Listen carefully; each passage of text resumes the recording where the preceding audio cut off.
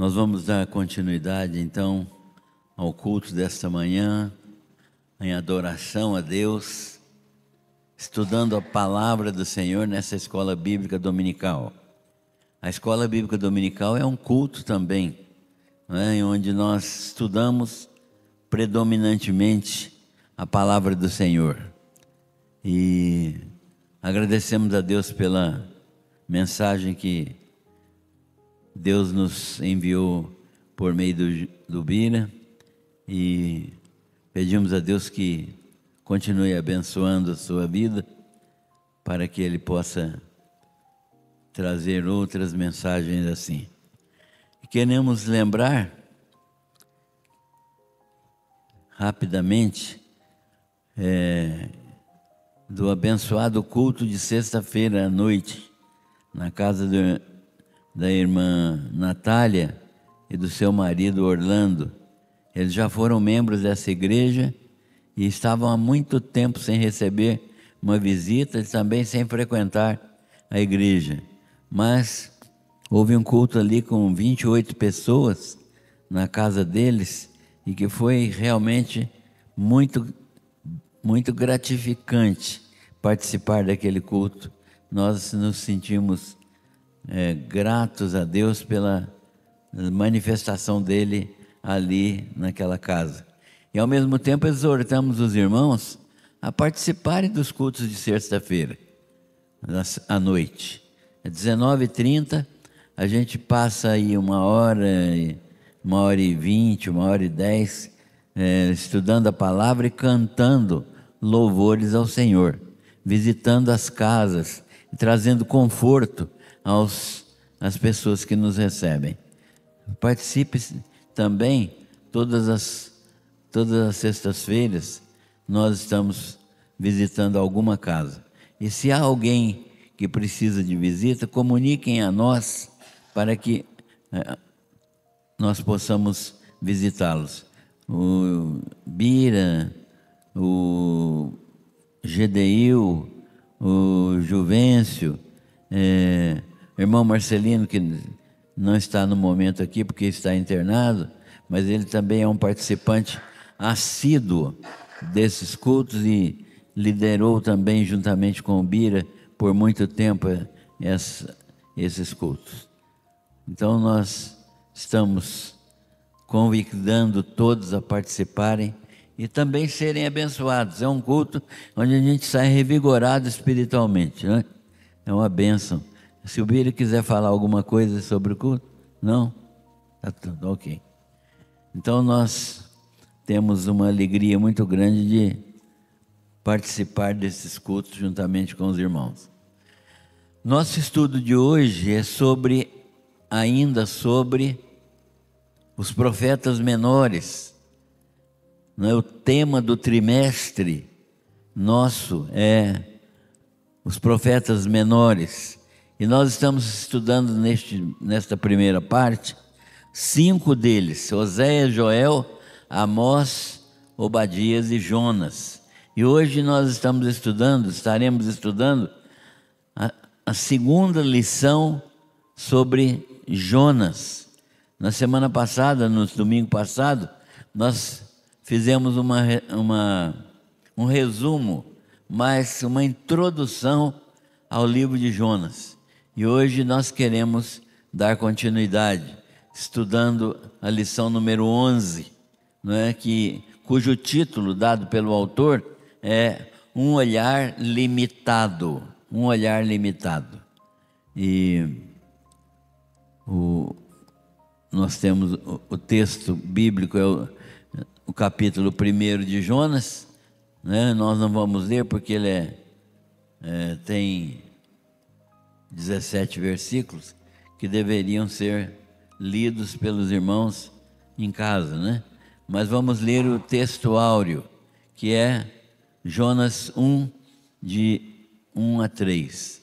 Ora veio a palavra do Senhor a Jonas, filho de Amitai, dizendo: levanta-te, vai à grande cidade de Nínive e clama contra ela, porque a sua malícia subiu até mim. Jonas, porém, levantou-se para fugir da presença do Senhor para Tarsis, e descendo a Jope, achou um navio que ia para Tarsis. Pagou, pois, a sua passagem e desceu para dentro dele, para ir com eles para Tarsis, fugindo da presença do Senhor, né? Então, esse trecho de 1 a 3 é o texto áudio, né, que mostra o convite, a ordem, né? Não é convite, a ordem de Deus a Jonas e a sua decisão de não obedecer ao Senhor e de fugir da presença do Senhor. Quem sabe se em Tarsis Deus não me acha, né? Ele esqueceu que Deus é onipresente, né?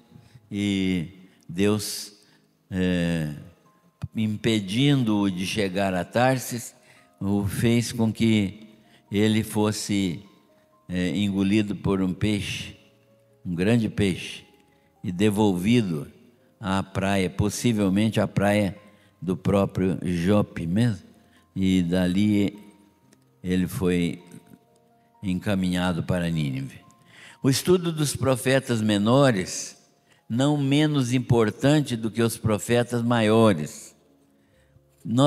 Às vezes a gente tem a tendência de pensar que os profetas menores são menos importantes do que os profetas maiores. E a valorização, às vezes, de Isaías, de Jeremias, de Ezequiel, é muito grande em detrimento da valorização dos profetas menores. Mas eles são profetas menores exclusivamente porque as suas profecias são condensadas, elas cabem num volume menor de escritos, mas elas têm tanta importância quanto as profecias dos profetas maiores.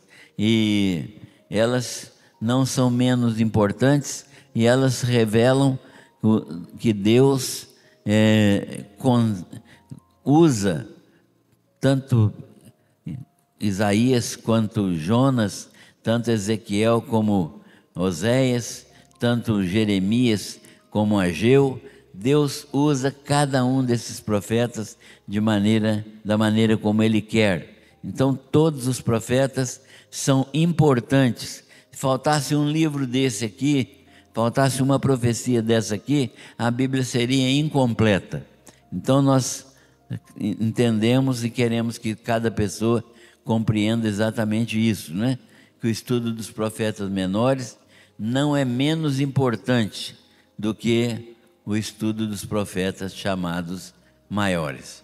Jonas é quem? Nós falamos na semana passada. Jonas é filho de Amitai. Então ele é um personagem histórico, ele tem pai, ele tem origem. Não é? Quando a crítica moderna da teologia liberal quer ensinar que Jonas é um mito, que Jonas é uma história fantástica, que Jonas é uma alegoria, nós podemos dizer exatamente que não, porque ele é um personagem histórico que tem pai. O pai dele chamava-se Amitai, e aí ele é um personagem real, nascido em Gat-Hefer, até a cidade onde ele nasceu fica demonstrada aqui, uma cidade vizinha de Nazaré, ele viveu cerca de 800 anos antes de Cristo. Ele é um profeta para Israel. Então nós sabemos que Jonas é verdadeiro, e a confirmação é de Jesus. Jesus fala desse profeta, fala da sua mensagem, compara a sua presença, sua permanência no ventre do peixe por 3 dias, com a sua morte e o sepultamento por 3 dias, e fala dos ninivitas que são apresentados nesse livro. Então Jesus confirma a historicidade desse livro. Nós podemos crer absolutamente na historicidade deste livro, e a arqueologia também tem confirmado, não é? Nós temos visto que os arqueólogos têm confirmado a existência de uma profecia no tempo do rei, do imperador Haddad-Ninri, né, que é o tempo que coincide com a presença de Jonas na cidade de Nínive. Então, historicamente, arqueologicamente, e principalmente biblicamente, nós podemos crer que Jonas é um personagem real, histórico, e que tem muito a nos ensinar. Jonas é filho de Amitai, e ele é um filho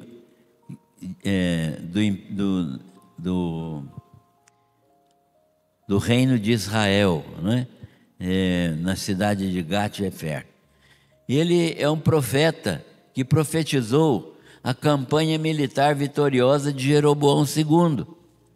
A Bíblia relata isso em 2 Crônicas, né? Jonas profetizou a Jeroboão II, um rei quase do final da existência do reino de Israel, um reino que foi idólatra, né? Mesmo sendo rei de Israel, foi idólatra, mas foi um reino que Deus permitiu que fosse próspero do ponto de vista político e do ponto de vista geográfico também. Esse rei conseguiu recuperar as terras invadidas pelos assírios e novamente ele ampliou as fronteiras do reino de Israel. E o reino de Israel voltou a ter as fronteiras, quase todas as fronteiras do tempo de Davi e de Salomão. Porque o tempo de Salomão, quando Salomão foi rei, foi que Israel teve o seu maior território, né? Que não é... O território de Israel hoje, irmãos, não é nem metade daquilo que foi no tempo de Salomão, nem metade. Então, isso vai ser restaurado, segundo a profecia bíblica. Aliás, nós precisamos estudar Isaías, precisamos estudar Jeremias, porque as profecias com respeito à restauração de Israel estão nesses livros. E eles demonstram claramente que Deus vai restaurar completamente a nação de Israel, né? E isso vai ser próximo do reino milenar. Então, Jonas profetizou essa campanha militar vitoriosa de Jeroboão II, rei de Israel. Mas, e aí entra um pensamento contrário, ele se rebelou contra a ordem de Deus de profetizar em Nínive. E na semana passada nós vimos exatamente por quê. Porque Jonas tinha uma noção clara de que o processo invasivo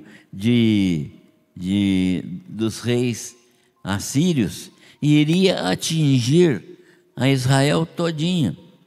Ia entrar na terra de Israel, ia escravizar Israel, ia destruir Israel e ia destruir a capital Samaria.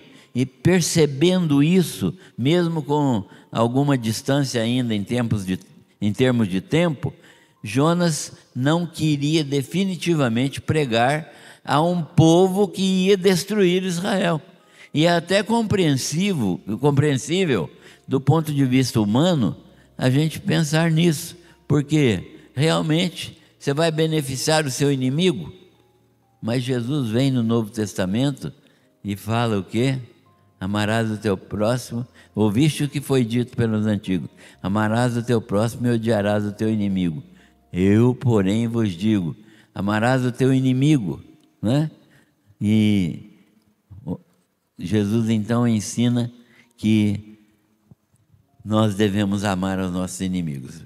E Jonas então era nacionalista ao extremo, tão nacionalista que ele achava que Deus era exclusivo de Israel. Ele imaginava que Deus não podia abençoar outros povos, porque Deus era uma propriedade de Israel. Ao invés de Israel ser propriedade de Deus, Deus era uma propriedade de Israel. Estão entendendo isso aqui? O pensamento de Jonas era exatamente esse. Deus é propriedade particular de Israel, não pode abençoar outros povos, não. Ele tem que abençoar só Israel. Então, nós vimos a ação de Jonas e estudamos suas razões para desobedecer. Ninguém tem razão para desobedecer, né? Mas Jonas arrumou umas razões para desobedecer. Ele não concordava com a manifestação de misericórdia de Deus para com outro povo. Deus era propriedade particular de Israel e não Israel propriedade particular de Deus. Você e eu somos propriedade particular de Deus. Deus nos comprou com o sangue de Jesus e nos chamou para fazermos a sua vontade. O verdadeiro cristão não faz a sua própria vontade nunca. Ele faz a vontade de Deus sempre, em todo o tempo. Ele ora pedindo a Deus para fazer a vontade de Deus. Ele ora pedindo sabedoria para encontrar a vontade de Deus. Ele ora pedindo poder e autoridade para realizar as obras de Deus. Jonas precisava entender isso, né? Jonas tinha um problema grave. Naquele momento, a sua visão era limitada. Mas um profeta pode ter visão limitada? Pode, não é? E tem. O profeta pode ter visão limitada. Basta ele deixar de obedecer a Deus. E um profeta pode deixar de obedecer a Deus. Nós, como filhos de Deus, podemos cometer esses erros. Jonas deixou de obedecer a Deus por causa da sua visão limitada. Ele não teve a visão de Deus, ele teve a sua visão. Jonas tinha esse problema então, ele enxergava apenas os seus sentimentos, dominados pelo seu nacionalismo exaltado e seu exclusivismo religioso. Dominados pelo seu nacionalismo exaltado, Deus é exclusivo de Israel, e pelo seu exclusivismo religioso, só Israel pode ter relação com Deus. Então ele resolveu tomar uma atitude que soa até infantil: fugir de Deus. Mas às vezes a gente critica Jonas por isso, e a gente faz isso. Eu conheço pessoas, irmãos, que fugiram da vontade de Deus e se deram muito mal. Fugiram da vontade de Deus. Sabiam o que era a vontade de Deus, mas como envolvia algum sacrifício pessoal, eles preferiram não obedecer a Deus e acharam outro caminho. E às vezes a gente acha, não vou fazer isso não, mas eu vou fazer isso aqui para Deus. Não, Deus não quer que você troque, não é você que escolhe o que deve fazer. É Deus que escolhe o que você deve fazer. Só isso que a gente precisa aprender. Então tem gente que fala assim, não, eu tive um chamado ministerial, mas eu preferi fazer, eu não queria sair, então eu vou fazer isso aqui para Deus. Não. É Deus quem escolhe o que eu devo fazer ou não. Então, Jonas resolve fugir de Deus. Então ele desce até o porto de Jope. Jope era um porto que ficava na costa ocidental, na costa oriental do mar Mediterrâneo. Ainda existe essa cidadezinha até hoje lá. E ele encontra ali algo que dá certinho com o seu desejo. Ele queria fugir de Deus, então chegou lá. Eu vou sair daqui, que quem sabe eu saindo daqui, Deus escolhe outro para ir a Nínive. Não, mas Deus já tinha escolhido ele, né? Aí ele achou que, não, Deus está me abençoando, porque chegou lá, tinha um navio que ia para Tarsis, né? Falou, nossa, está dando tudo certinho. Deus está me abençoando. Comprou a passagem, entrou no navio. Por que Tarsis? Tarsis era o lugar mais distante conhecido naquela época. O lugar mais distante. Daria mais ou menos hoje a 3.200 quilômetros. Mas era o lugar mais distante do mundo conhecido naquela época. É como se a gente, quando a gente fala assim, isso é um fim de mundo, não é? Ele iria exatamente para o fim de mundo. E ele foi então para Tarsis, né? Ele embarcou para lá, mas não chegou. E então, esse navio que ia para Tarsis, local a 3.200 quilômetros a oeste, é o lugar mais distante naquele mundo conhecido, né? O lugar mais distante de Jope. Jonas não tinha visão espiritual, irmãos. O problema desse profeta era esse. Não tinha visão espiritual. Não enxergava além do tempo.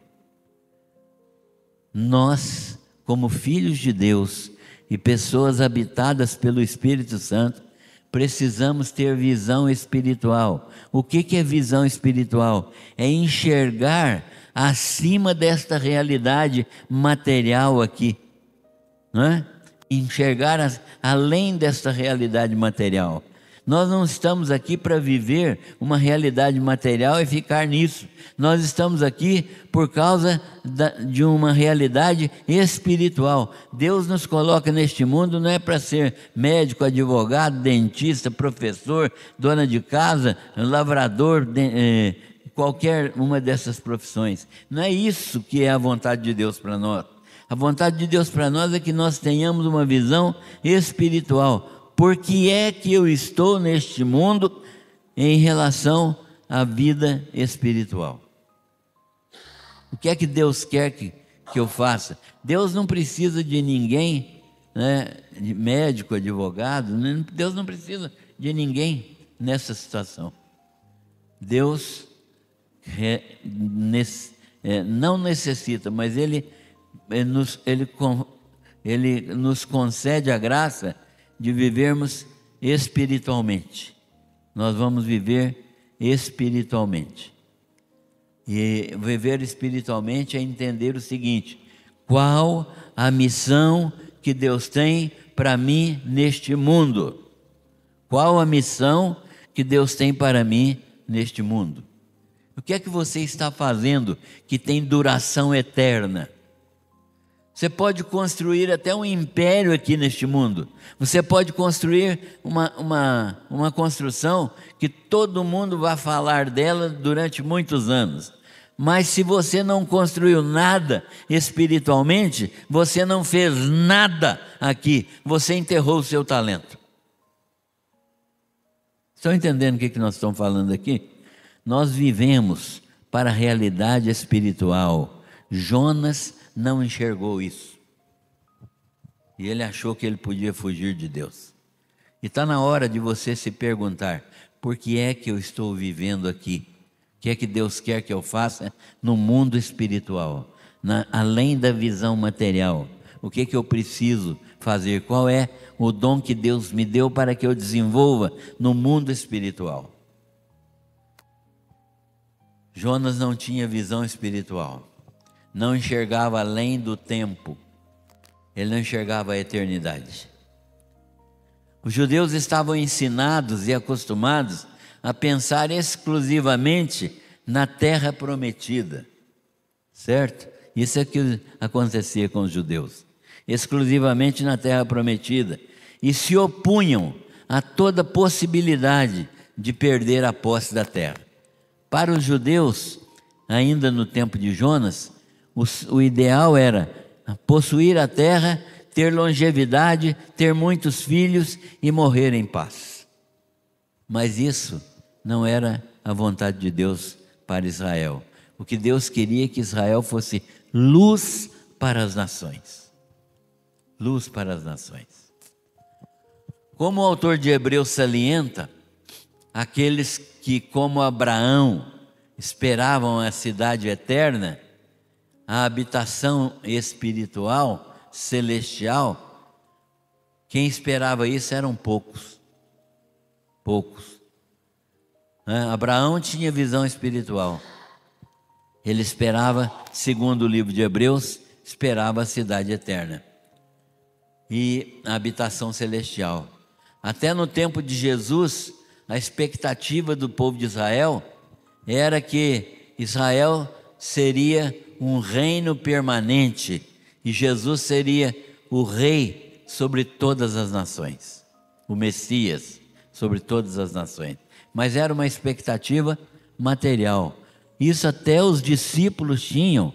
Quando Jesus foi assunto aos céus, antes de subir, os discípulos perguntaram para ele: será neste tempo, quando Jesus voltar, que restaurarás o reino a Israel? O que eles estavam preocupados? Que Israel deveria ser restaurada do ponto de vista geográfico, do ponto de vista nacional, e era isso. Então Jesus falou com eles: olha, isso não é da competência de vocês. Não é isso que vocês precisam saber. Vocês precisam entender que eu chamei vocês para serem testemunhas. Ser-me-eis testemunhas tanto em Jerusalém quanto em toda a Judéia e Samaria e até os confins da terra. Vocês têm que ter uma visão espiritual. Deus chamou então Israel para ser luz das nações. E Jesus chamou os discípulos para terem uma visão espiritual, para invadirem com o evangelho todas as nações. Jonas tinha essa visão material, que não era, nem é, a visão espiritual de Deus. Então nós temos aqui, o livro de Jonas apresenta para nós duas visões diferentes: a visão de Jonas e a visão de Deus. O livro de Jonas é um livro que apresenta essas duas perspectivas: a perspectiva de Jonas e a perspectiva de Deus. Para Jonas: não vou pregar aos ninivitas. Por quê? Porque são um povo cruel, são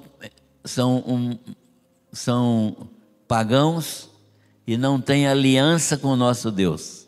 Então não vou pregar para eles.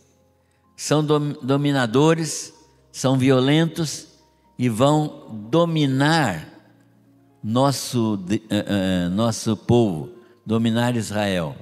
São inimigos que eu devo odiar, porque vão destruir a nossa nação. E se eu pregar, Deus vai tratá-los com misericórdia, porque Deus é misericordioso, mas eles não merecem misericórdia. Isso era o pensamento de Jonas, são um povo cruel, pagão, não tem aliança com o nosso Deus, então não vou pregar a eles. São um povo também dominador, violento, e vão dominar Israel, também não vou pregar para eles. São inimigos que eu devo odiar, porque vão destruir nossa nação, então não vou pregar para eles. E se eu pregar, Deus vai tratá-los com misericórdia, porque Ele é misericordioso, mas eles não merecem misericórdia. Então Jonas passou a julgar quem merecia misericórdia de Deus e quem não merecia misericórdia de Deus. Ele começou a julgar. É como se eu estivesse aqui, ou qualquer um de nós, falar: pregar para fulano não, porque não merece receber a graça de Deus, não. Você pode decidir isso? Jesus morreu por ele e por todos. Foi um ato de graça e misericórdia. Então,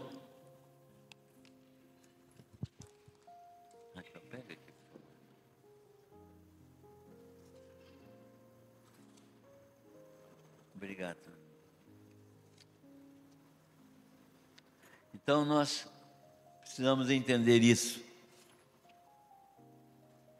que verdadeiramente Jonas se colocou até no lugar de Deus, não é? A visão de Deus era diferente. Jonas é meu profeta e meu servo. Isso é Jesus, é a visão de Deus a respeito de Jonas. Jonas é meu profeta e meu servo. Ele vai falar o que eu decido. O que é um profeta, irmãos? É a boca de Deus. A boca fala aquilo que a mente decide. Deus é a mente, o profeta é a boca. O profeta não fala o que quer.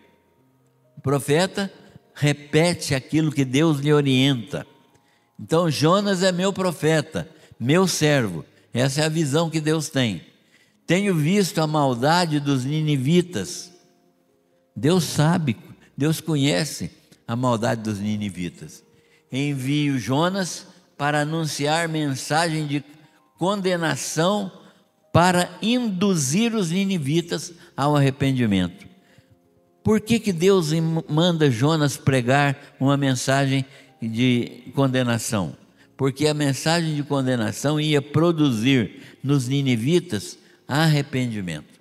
O que Deus estava querendo que houvesse no coração dos ninivitas era arrependimento, porque assim ele manifestaria a sua misericórdia.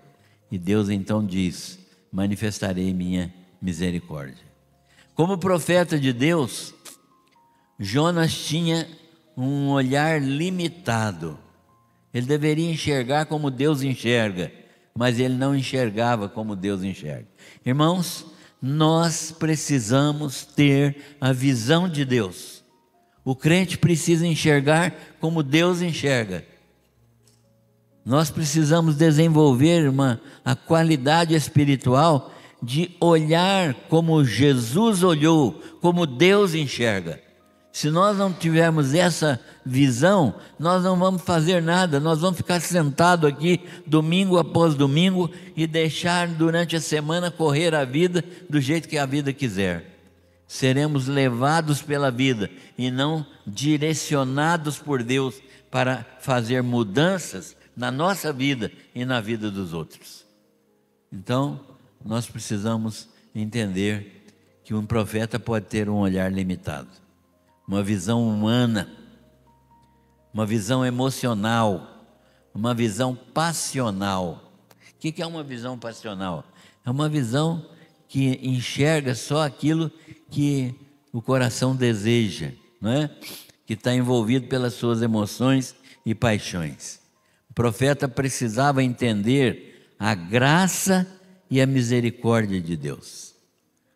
Sua visão limitada demonstra, primeiro, desobediência a Deus, uma atitude de rebelião, afastamento de Deus, não só físico.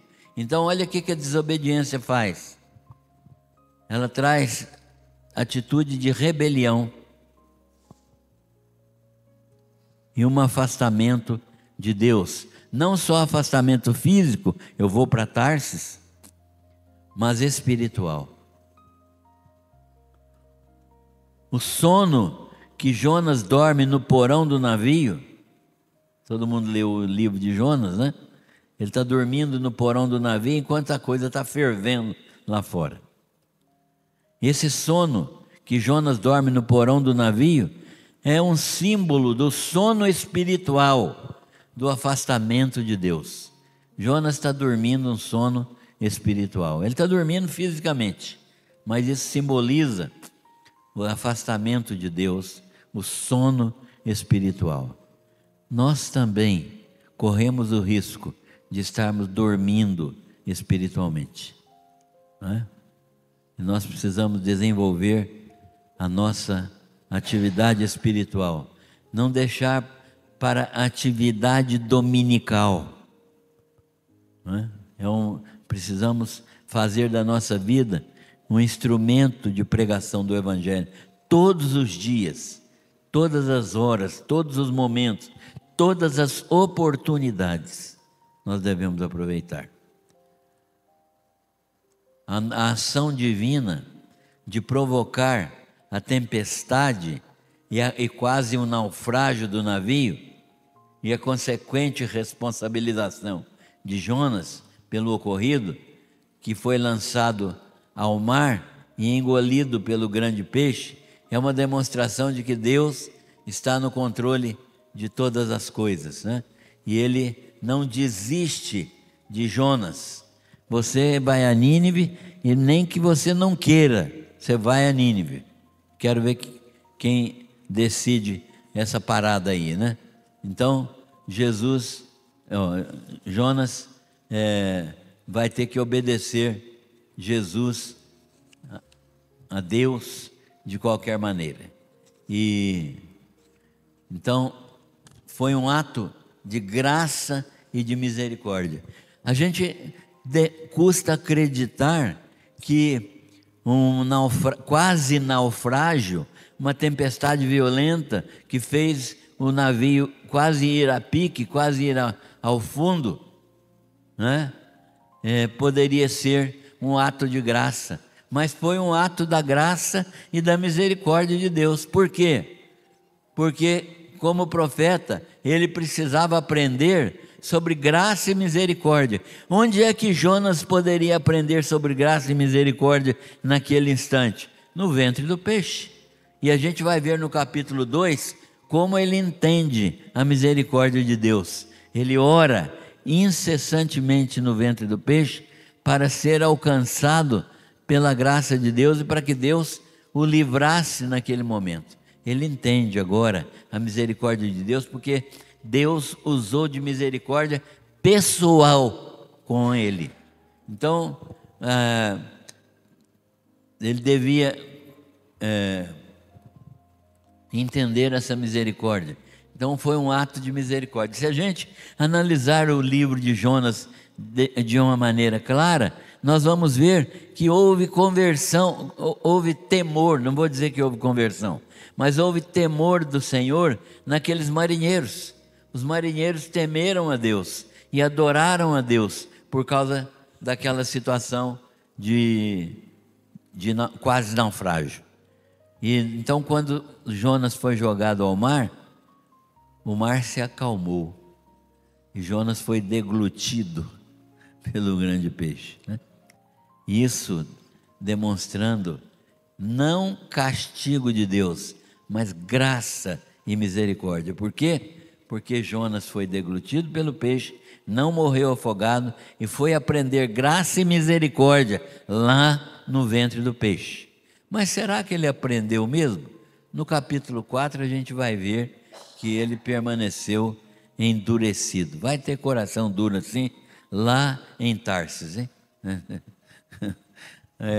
O autor da lição apresenta outros nomes de pessoas que deixaram de cumprir fielmente seu mandado, em forma de negligência, de desobediência, de medo, de comodismo, de omissão, de ódio. Muitas pessoas na Bíblia deixaram de cumprir os seus mandados, que Deus mandou eles fazer e eles não fizeram. Por exemplo, a negligência, a desobediência. Sansão é um exemplo de desobediência, né? Ele desobedeceu seus pais, desobedeceu o próprio Deus. E negligência, Abraão, né?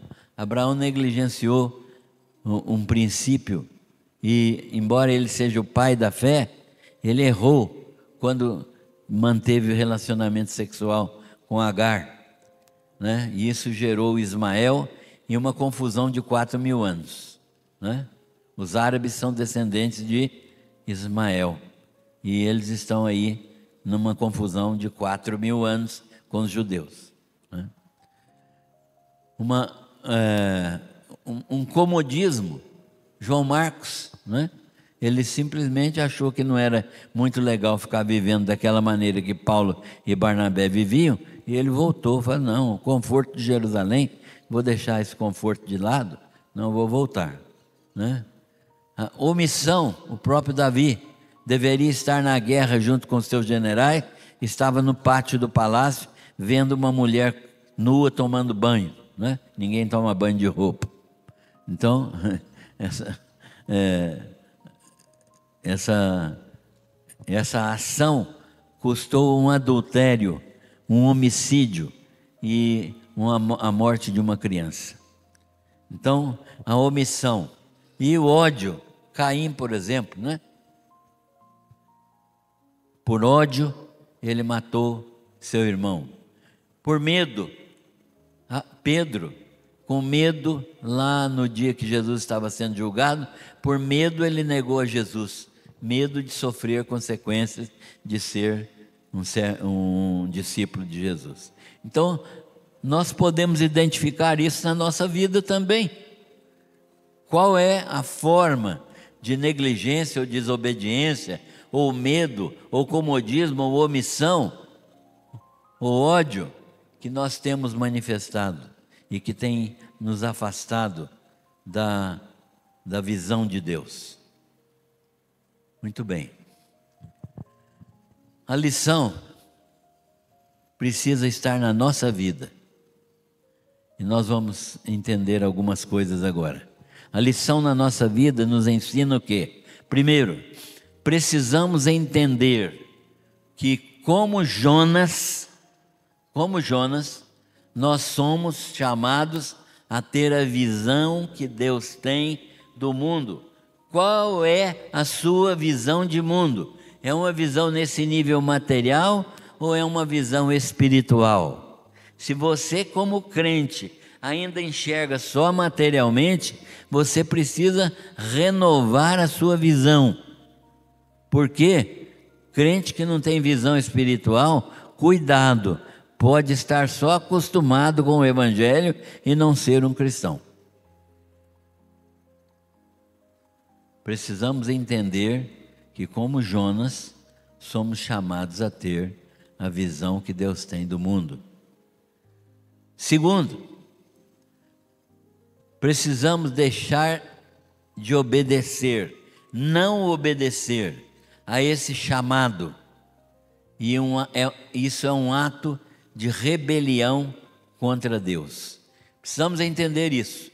Não obedecer a esse chamado, o chamado de Deus para nós, e tentar fugir, tentar fazer outra coisa, né? Vou fazer isso aqui para Deus, quando Deus te chamou para uma coisa específica. Não obedecer ao chamado de Deus é um ato de rebelião contra Deus. Se eu fui chamado para uma coisa e estou tentando fazer outra para agradar a Deus, não se iluda, isso é rebelião. Isso é rebelião. E é um ato de rebelião contra Deus. E rebelião sempre traz consequências. Deus nos fala hoje. Como é que Deus nos fala hoje? Deus nos fala hoje pela sua palavra. E é nosso dever crer firmemente na palavra de Deus. Agora, como é que você crê firmemente na palavra de Deus se você não estuda a palavra de Deus, não lê a palavra de Deus? Então não preciso ler, não. Eu vou orar e Deus vai pôr a Bíblia na minha mente. Não acredita nisso, não. Isso não é verdadeiro. Você precisa ler. Se ler não fosse necessário, se estudar a Bíblia não fosse necessário, Deus tinha mostrado isso na sua palavra. Certo? Deus não opera esse tipo de milagre. Fazer você crer numa coisa que você não teve consciência nem conhecimento. O Espírito Santo age de acordo com a palavra de Deus. Você precisa ler, meditar, estudar a palavra de Deus e aplicar essa palavra. Então, não obedecer o chamado de Deus é rebelião, e deixar de ler e estudar a palavra de Deus é não alimentar a sua fé. Deus nos fala hoje pela sua palavra e é nosso dever crer firmemente na palavra de Deus. Muito bem. Nós devemos Muitas vezes devemos, nós, como igreja e individualmente, nós estamos dormindo. Muitas vezes nós, como crentes e como igreja, estamos dormindo no porão. Dormindo no porão. Você está dormindo no porão? O que é dormir no porão? É estar se omitindo, rebelando e desobedecendo a palavra de Deus. O sono espiritual de Jonas é dormindo no porão. Jonas estava dormindo no porão do navio. Nós também podemos estar dormindo no porão, tentando desobedecer a Deus, esconder de Deus, distraídos com as coisas deste mundo. Meus irmãos, o mundo nos atrai. Por isso que João escreve que nós não devemos ser atraídos pela concupiscência do mundo, porque o mundo nos atrai. Nós temos uma natureza humana que é atraída pelas coisas do mundo. Ela precisa estar crucificada com Cristo, senão ela domina, senão ela opera na nossa vida a desobediência. Nós não podemos estar distraídos com as coisas do mundo, mesmo as coisas boas do mundo, porque no mundo tem coisas boas, não tem só coisas ruins, mas as coisas boas do mundo, quando elas nos impedem de ter comunhão com Deus, elas se tornam ruins. Por quê? Porque estão interferindo na nossa comunhão com Deus e no realizar a vontade dEle. Quantas vezes as coisas boas se tornam inimigas de Deus na nossa vida? E mesmo as coisas boas, que são o caminho para Tarsis, na minha fuga de Deus. Muitas vezes Deus permite que ocorra um naufrágio em nossa vida para entendermos sua vontade e conhecermos mais sua graça e misericórdia. Entenderam isso aqui? Vou repetir. Muitas vezes Deus permite que ocorra um naufrágio na nossa vida, como aconteceu na vida de Jonas. Para que Ele deixa acontecer esse naufrágio? Para que entendamos a sua vontade e conheçamos mais da sua graça e misericórdia. Quando acontecer um naufrágio na sua vida, em vez de lamentar, procure entender o que é que Deus está querendo falar com você. A tarefa que Deus nos incumbe deve ser realizada por nós. Entenderam isso aqui? A tarefa que Deus nos incumbe, que Deus mandou Credival fazer, é Credival que tem que fazer. O que Deus mandou Jonas fazer, é Jonas que tem que fazer. O que Deus mandou Bira fazer, é Bira que tem que fazer. A tarefa que Deus nos incumbe deve ser realizada por nós. Jonas não atendeu esse princípio e Deus o disciplinou duramente. Você e eu temos tarefas a cumprir e temos que cumpri-las pessoalmente, certo? Eu não posso dizer, eu tenho uma tarefa a cumprir, mas eu vou passar para fulano fazer. Ou eu vou fugir dessa tarefa. Eu vou achar uma Tarsis no meu caminho aqui. Não faça isso não, que vem disciplina de Deus na sua vida. Deus nos convoca para sermos crentes fiéis na presença, na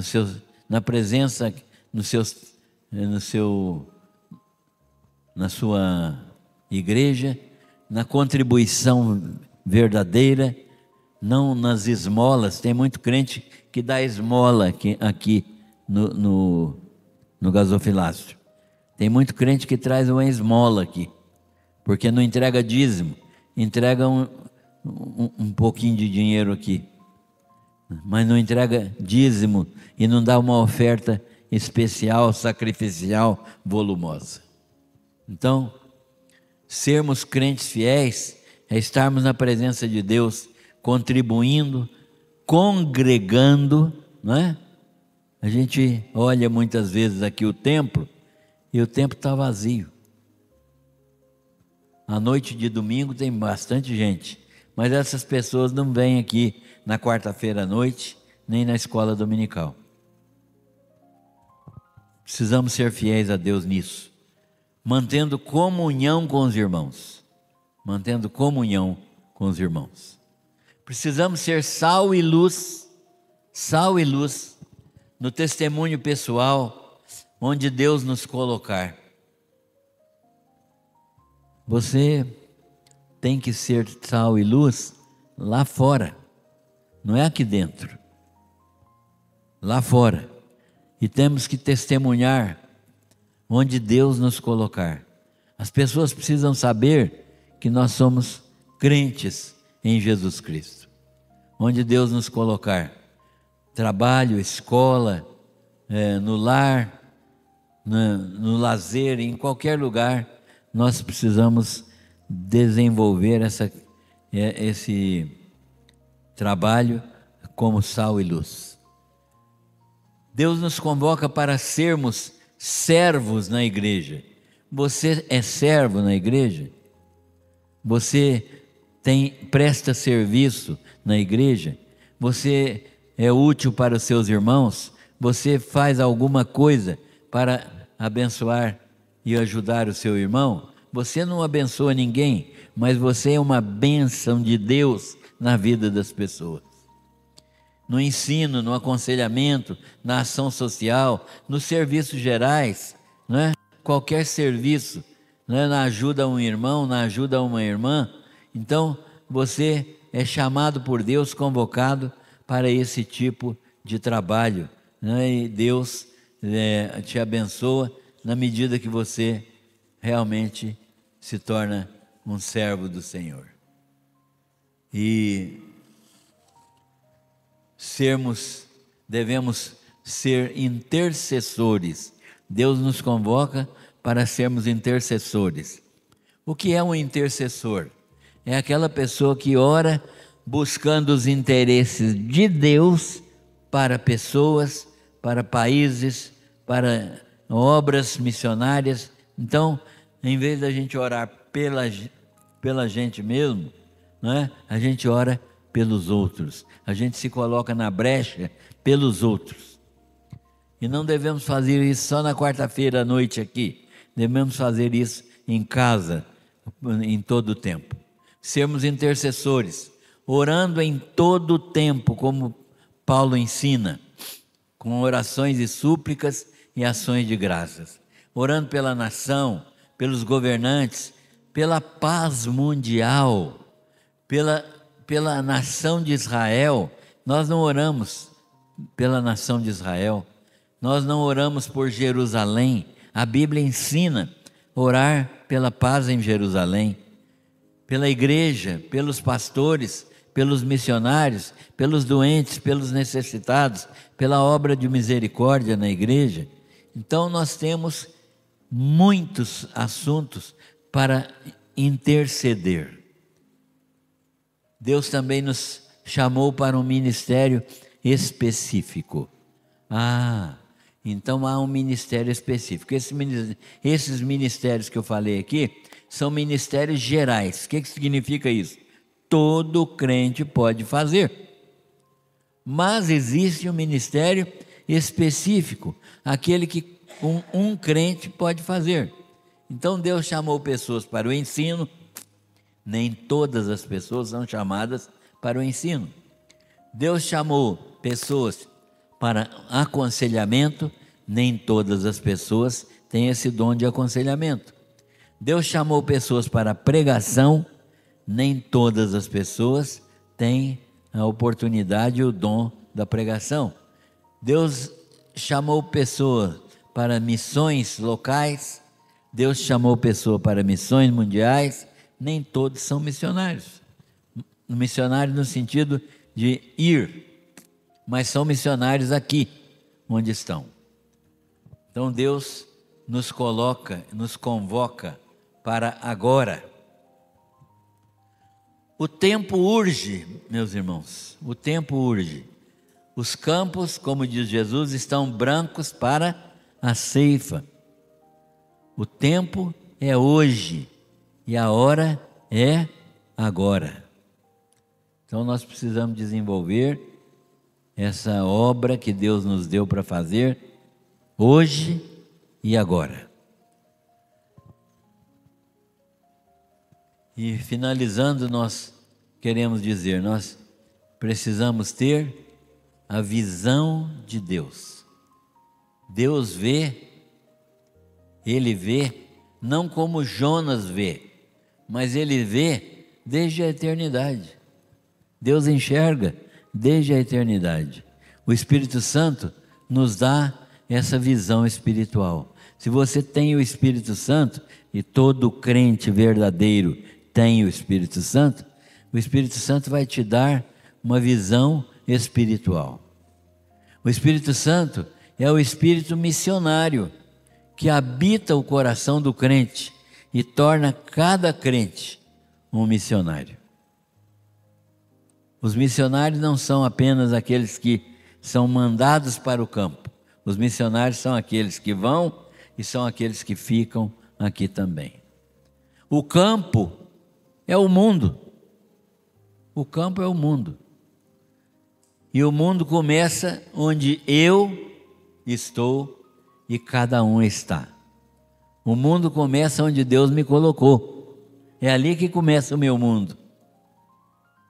A igreja é uma agência missionária, mas isso depende da ação de cada um. A igreja só pode fazer aquilo que cada membro faz. Certo? Quando nós dizemos que a igreja tem tal responsabilidade, é porque cada crente tem aquela responsabilidade. Não existe uma responsabilidade só da igreja e não dos crentes. Não é? A igreja não existe sem os crentes. Então, Deus nos convoca para sermos responsáveis pela evangelização do mundo. E o mundo começa onde eu e cada um está. A igreja é uma agência missionária, mas isso depende da ação de cada um. A igreja depende de você. A igreja depende de mim. Você é a igreja. Você é a igreja, juntamente com os outros irmãos. E nós precisamos ter, então, essa visão. A lição nos apresentou duas visões: a visão de Jonas e a visão de Deus. Qual é a sua visão?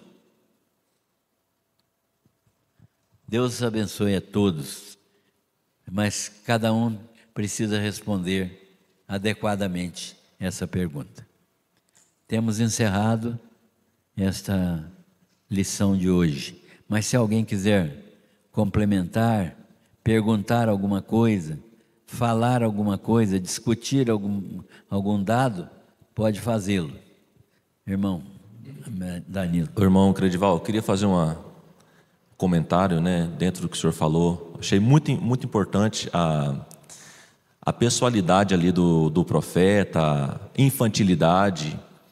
E às vezes o que acontece, achei até interessante que o irmão Jovino falou na escola passada, numa pregação, que o líder religioso, o profeta, tem uma responsabilidade, que é pregar a palavra.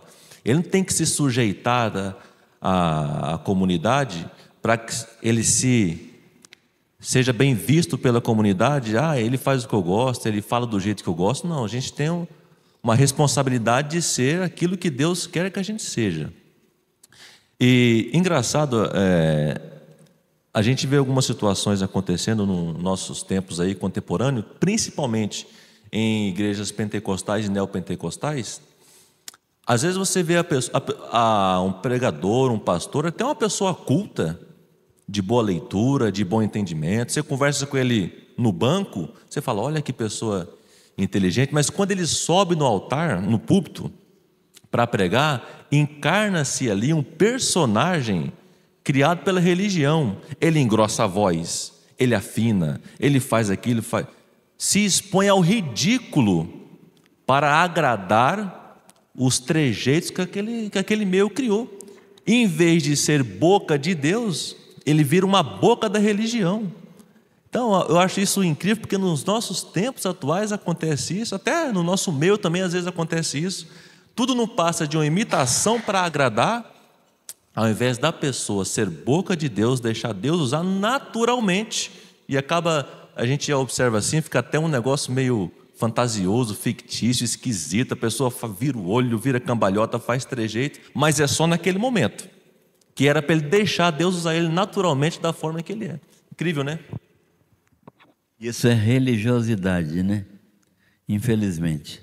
E há um padrão de comportamento de quem é pastor nessas denominações. Então, quando a pessoa vai pregar no lugar do pastor, ele quer imitar exatamente o padrão que ele viu naquele pastor, porque se ele não fizer isso também, ele não é aceito pela coletividade, porque o mal não está na pessoa do pregador apenas, o mal está na coletividade. O próprio povo da igreja, os próprios membros esperam esse comportamento, né?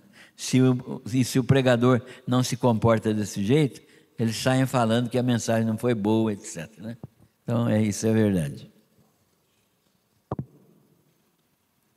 Mais alguém?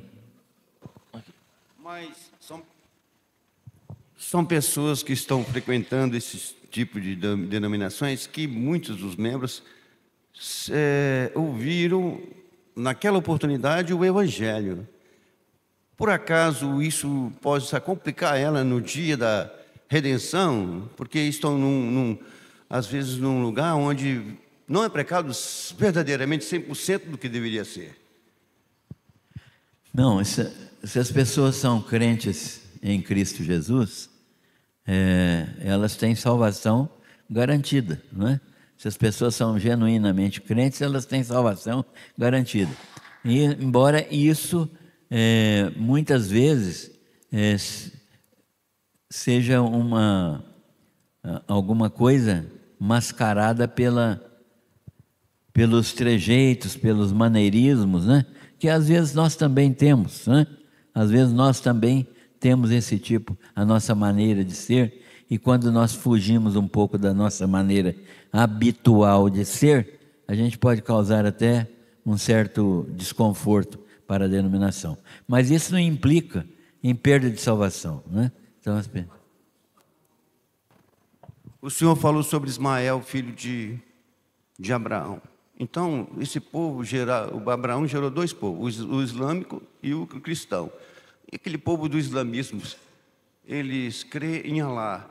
O Alá é o nosso mesmo Deus? Não. E pode complicar eles na salvação? Sim, com certeza, eles não são salvos. Não são salvos. Eles acreditam num Deus que não é o Deus da Bíblia, eles acreditam num profeta que não é Jesus Cristo, Filho de Deus, e a salvação está condicionada à crença em Jesus. Qualquer crença fora de Jesus, mesmo que a pessoa seja sincera, mesmo que seja uma pessoa que leva as coisas direitinho, mesmo que seja uma pessoa honesta, isso não é caminho para a salvação. Caminho para a salvação é Jesus. Por isso, há a evangelização dos muçulmanos. E para a glória de Deus, há uma conversão em massa dos muçulmanos agora. Mais de 1 milhão de muçulmanos têm se convertido ao Senhor Jesus. Mais de 1 milhão. Graças a Deus. Porque, na verdade, os muçulmanos não têm salvação. Não é porque a gente quer isso, não. É porque a Bíblia ensina assim, né?